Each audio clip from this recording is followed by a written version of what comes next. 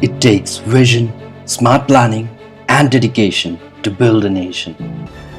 Inspired by the vision of these trailblazers, we keep moving onwards and upwards. On October 9, 2024, India lost one of its most iconic business leaders, Ratan Tata, who passed away at Breach Candy Hospital in Mumbai. Ratan Tata, the former chairman of Tata Sons, was more than a business icon. He was a visionary who continued the legacy of ethical leadership, nation building, and philanthropy. His death marks the end of an era, but the legacy of Tata families, spanning over 200 years, still continues to shape India. This video takes a deep dive into Tata legacy and its family tree, exploring the journey from a humble beginning to becoming the most respected business dynasties in the world. Before we sail further, please do consider subscribing to this channel if the subjects of business, finance and economy are of interest to you. The Tata story begins with Jamsetji Tata, born in the year 1822 in a small village, Navsari, in Gujarat, into a family of Parsi priests. From the very beginning, Jamsetji was a visionary and determined to break away from the traditional priesthood and venture into the world of business. In the mid-1800s, he moved to bustling trade hub of Mumbai, then called Bombay, and set up a cotton trading business. Jamsetji's business grew, and his success allowed him to provide his son Jamsetji Tata with best possible education.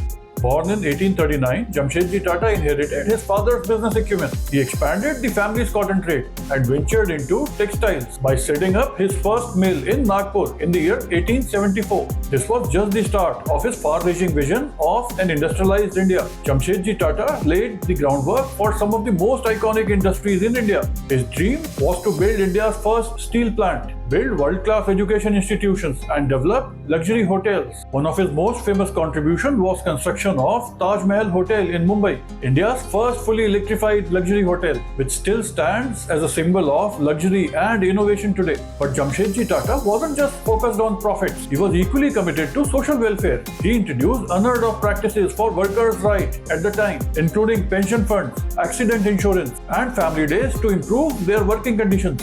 After Jamsetji's death, his son Dorabji Tata took over the Tata's empire. Under his leadership, Tata Steel became a major supplier of steel during World War I, helping British Empire build railways, tanks, and weapons. Tata Steel's high-quality product earned them an international acclaim, and a British politician famously remarked, "Tata Steel saved us." In addition to steel, Dorabji created institutions like the Indian Institute of Science, continuing the Tata family's focus on education and philanthropy. By 1930s, Tata Group had grown to encompass 14 different companies.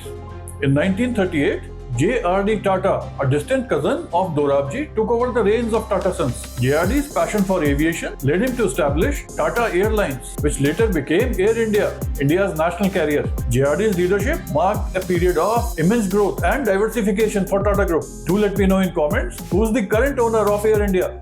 During his 52-year tenure, J.R.D. expanded his group into new sectors like automobiles with Tata Motors and information technology with Tata Consultancy Services or TCS, now one of the world's leading IT services company. By the time J.R.D. stepped down in the year 1991, the Tata Group had grown to include 95 companies. Despite his business successes, J.R.D., like his predecessors, was deeply committed to social welfare and philanthropy. He funded several cancer research centers and hospitals and established various philanthropic initiatives which touched the lives of millions of Indians. When Ratan Tata took over as chairman in 1991, India was at the cusp of economic liberalization. Ratan Tata saw this as an opportunity to take Tata Group global. He consolidated ownership within Tata Sons to protect the group's businesses from foreign takeovers and led the acquisition of major international brands like Tetley Tea, Chorus Steel, and the iconic car companies Jaguar and Land Rover.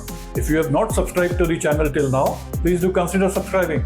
Under Ratan Tata's leadership, Tata Group not only expanded its global footprint but also remained true to its mission of social upliftment. In the year 2008, he launched famous Tata Nano, the world's cheapest car, aimed at making car ownership accessible to India's lower middle class. Although Nano did not achieve the desired commercial success due to certain marketing missteps, but it definitely demonstrated Ratan Tata's commitment to innovation and addressing the need of ordinary people. But why did such a project which was meant for masses did not do well? Do let me know your views in the comments. Ratan Tata retired as chairman of Tata Sons in the year 2012, leaving behind a legacy of global expansion, social impact, and ethical leadership. His passing on October 9, 2024 marks the end of a remarkable era of Indian business, but his influence will live on through the vast network of companies and charitable institutions he has helped create. We wish India and its Tata Group all the best in times ahead. Be inspired, keep building.